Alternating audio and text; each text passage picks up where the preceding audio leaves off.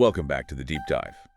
You know how it is in the NFL. One loss, one contract runs out, and then boom, the whole landscape it shifts. We're going through all the insider analysis. You sent us the articles, the research to figure out what's really driving this coaching carousel in 2026. Yeah, and this deep dive, it's not just about, who's going where. It's about money. It's about leverage. We're getting into these high-stakes negotiations and looking at the deep connections that decide where these huge franchises put their trust. And that's the mission, right? Yeah. We need to understand the real dynamics here, focusing on why some of these deals are so hard to close when you know the open market is willing to pay astronomical sums. We're looking at LaFleur, Harbaugh, and even the situations in Pittsburgh and Philly. We're trying to find the map to this whole maze of money and power. Okay, let's unpack this. Let's start with the big one, the negotiation that's kind of setting the baseline for all the top coaches right now. Matt LaFleur in Green Bay. The sources all say the Packers are working on an extension, but it's clearly stalling. It is absolutely stalling. And the friction point here is it's this fascinating collision between raw market value and, I guess, an old school organizational philosophy. I mean, the money for elite coaches has just exploded. You're seeing guys making, $11, $13 million a year now?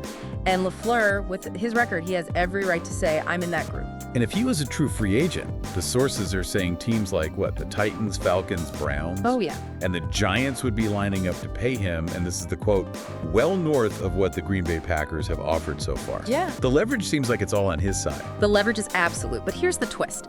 Green Bay, because it's publicly owned, run by a committee, they're anchoring their offer at a much lower price, sort of a mid-tier number, maybe $7 to $8 million. And they're tying that directly to his playoff record. Exactly, which is, a pretty disappointing 3 wins and 6 losses. But hold on, isn't that a valid point from the Packers? I mean, if he hasn't delivered a Super Bowl, why should they pay him like a Super Bowl winner? What happens if they just call his bluff? Well, that's where the high-risk politics come in, because what they're offering, it feels like an insult compared to what he could get on the open market. And this is where we have to talk about this idea of fairy tale money. Right. Coaching salaries are uncapped. They don't touch the player salary cap at all. This is, basically discretionary spending. And the Packers president, Ed Policy, is taking this really extraordinary stance that they are intentionally limiting this non-capped spending. That's it. They're using their public ownership to say, hey, we prioritize spending this fairy tale money somewhere else on tangible things. Facility upgrades. I think one source mentioned putting money toward another tubing hill outside the stadium. Well, tubing hill. Yeah, that is an incredible public position to take. You're telling your star coach that you'd rather spend this non-capped money on a recreational slide than on bridging a, $3 to $5 million gap in his contract? It's a huge gamble. Is alienating a successful coach over non-capped money really worth the PR hit? That's the question they're facing. They're defining his value based on their own internal metrics, their own budget, instead of the external market demand. It's a very, very dangerous game of chicken. And if they can't bridge this gap, the sources say trading him for draft capital is a real option. Trading a coach with that record. Wow. It just shows you how committed they are to their number. If they trade him, they could get back some serious draft capital, maybe even those 2 first-round picks from the Micah Parsons trade. It would be a way for them to, wipe that organizational debt clean and get assets, all while sticking to their philosophy on what a coach should be paid. So the takeaway is Green Bay is signaling what they think he's worth based on playoff games, while LaFleur is leveraging what the open market would pay him. Yeah. That is a standoff with, potentially league-altering consequences. Absolutely. And if that standoff breaks, the immediate result is a feeding frenzy for the current belle of the ball, Jim Harbaugh. Harbaugh is the #1 free agent everyone wants. If the Packers' job opens up, they're suddenly in the mix. They don't just get in the mix, they could become the favorite. Harbaugh can just sit back and call the shots right now. He's got interest from 4 big clubs, New York, Atlanta, Tennessee, and Cleveland. He controls the whole thing. But if a premium job like Green Bay opens up, he's got a huge incentive to jump in. And this is where we get to one of the most fascinating details in the source material, that family connection. We have to talk about this. Harbaugh's agent, Brian Harlan, is the son of Bob Harlan, who was the former president of the Packers. Yeah, that's not just a casual connection, that's legacy. The Harlans in the Green Bay front office, the source said they're quite familiar with one another. That relationship goes back decades. It provides a level of trust and familiarity that no other team can really offer him. So if this whole LaFleur thing implodes and they make a trade, that history with the agent could just fast-track a Harbaugh hire. It almost feels like a natural fit. It's a massive kind of invisible advantage in any negotiation. And while all this is building, you have the calendar, which is a factor. Teams can't do face-to-face interviews with coaches under contract until January 19th. Right. That's why you see guys who are already free, like Raheem Morris or Antonio Pierce, getting interviews right now. For Harbaugh, the real push starts after that date. So if the top guys, LaFleur gets traded, or Harbaugh picks a spot, if that resolves quickly, you still got a bunch of teams looking for a coach.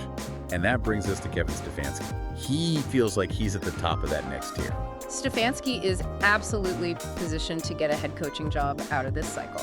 He's the safety net for teams that think they might miss out on Harbaugh, and for some of those teams, the urgency is real. A team that knows they probably won't get Harbaugh might just jump the gun and say, look, we want Kevin, and we're not waiting for all the dominoes to fall. That's the market. It's a tight market. Now, let's switch over to Cleveland. This is a really interesting internal tug-of-war. Ideally, they want an offensive-minded coach, but they have this really crucial personnel issue on the other side of the ball. And that issue's name is Jim Schwartz. He just looms so large in everything they're doing. The guy has paid his dues. He's absolutely worthy of being a head coach again. And that defense this season the words they used were unbelievable and historic, especially at home. He is ready for another top job. So that's the problem for Cleveland. They really want to keep Schwartz. But if they hire another defensive-minded head coach, Schwartz is probably gone. He's not going to stick around as a coordinator. Exactly, which forces them to look almost exclusively at offensive guys. And that's why the sources are saying Cleveland is toying with the idea of hiring Mike McDaniel. And seeing McDaniel's name there is surprising to some, given his recent history.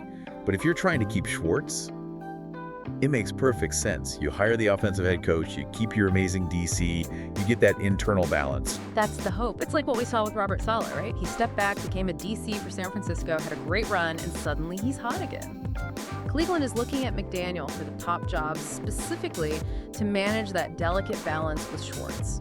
They'll have to talk to Schwartz, ask if he'd be upset if they hire an offensive guy over him. But that conversation can only happen if the new hire is an offensive guy. It's all connected. Shifting over to the postseason fallout now, we have to talk about the implosion in Philadelphia. The sources describe their offense all year as simple, flat, basic. And it all ended with them failing to get a game-winning drive when everything was on the line. Yeah, the feeling around the league is that change isn't just expected, it's required.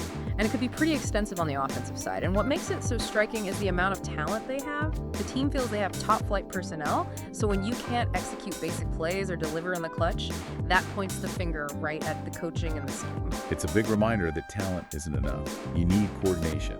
Exactly. And this isn't the first time for the Eagles. The sources remind us that after their last big struggle after a Super Bowl season, they made huge coordinator changes. That's when they hired Kellen Moore, who became a head coach. So Kevin Patullo's future as OC it's definitely in question. While the Eagles are dealing with that immediate fallout, there's also this lingering question about Mike Tomlin's future in Pittsburgh, especially with them heading into what could be a 7th straight playoff loss. Tomlin has 1 year left on his contract, but you have to look at this through the lens of what we could call Tomlin power. The decision is 100% his. The organization is not in a position where they can fire Mike Tomlin. He's reached that status where the power dynamic has completely shifted. So he decides the timeline, not them. Correct. The thinking is he'll probably serve out the contract, but he could walk away tomorrow for a big TV job or just take a year off. He holds all the cards. The organization is just waiting for him to say what he wants to do. It's like what we saw with Aaron Rodgers, who seemed done after this year, but then left the door open. When you get to that level, you make your own decisions. It's a fascinating look at the power of legacy in the league. Absolutely. What Pittsburgh does next depends entirely on what one man wants to do. All right, to wrap up our deep dive, let's touch on the playoff results and a really surprising betting anomaly. We saw this statistic that over 60% of public bets went 5-0 during Super Wildcard weekend going into Monday night. 5 wins, 0 losses for the public. And the common wisdom is always that the public is usually wrong, which is what makes this so interesting. That high percentage makes you think, well, the public is due for a loss tonight, right? According to that logic. It's a weird level of consensus. And for the game itself, Most people are expecting Houston to win, and it's mostly because of their defense. The Houston defense is just amazing. That's the word being used. They're the whole reason for that expectation. I mean, you look at who they have. Azeez Al-Shaair, he's a tackling machine. Will Anderson is just unbelievable. Jalen Petrie, Derek Stingley, these guys have all stepped up big time. That defense is just ferocious. And J.J. Watt added to that with that incredible motivational speech he gave using the language of the swarm. Oh yeah, the swarm. It's all about brotherhood, work ethic, a relentless mindset. They're built to hunt, and they want to become impossible to ignore. It's that aggressive, suffocating mentality that everyone expects to put huge pressure on Pittsburgh and probably be the deciding factor. It's not just a bunch of great players. It's become this unified psychological force. A collective unit built to finish. Which brings us all the way back to the coaching and organizational dynamics we've been talking about. It really does. I mean, we've looked at the fight over market value in Green Bay, where they're prioritizing a tubing hill over an $11 million coach. We've seen the deep family roots driving the Harbaugh sweepstakes, and we've analyzed the pressure cooker of playoff failure in Philly. So what does it all mean? It means that movement in the coaching world, it's not just about wins and losses anymore. It's entirely about perceived leverage and managing risk. The teams that get the coaches they want are the ones that understand the true open market rate, and they're willing to pay it. They're not the ones who risk the fallout from nickel and diming over fairy tale money. And that market rate is just going to keep going up, which makes the leverage for the top guys even stronger. Precisely. And if we connect this to the bigger picture, we see coaches like Mike McDaniel and Robert Saleh moving pretty fluidly between being a coordinator and a head coach. So when you consider the huge value being placed on coordinators like Jim Schwartz right now, you have to ask, does the ability to shift seamlessly between being an elite, high-paid coordinator and a head coach offer more long-term stability and leverage than just sticking to one role? That flexibility, that ability to pivot might just be the most valuable trait in the modern coaching world. And that's definitely something worth exploring.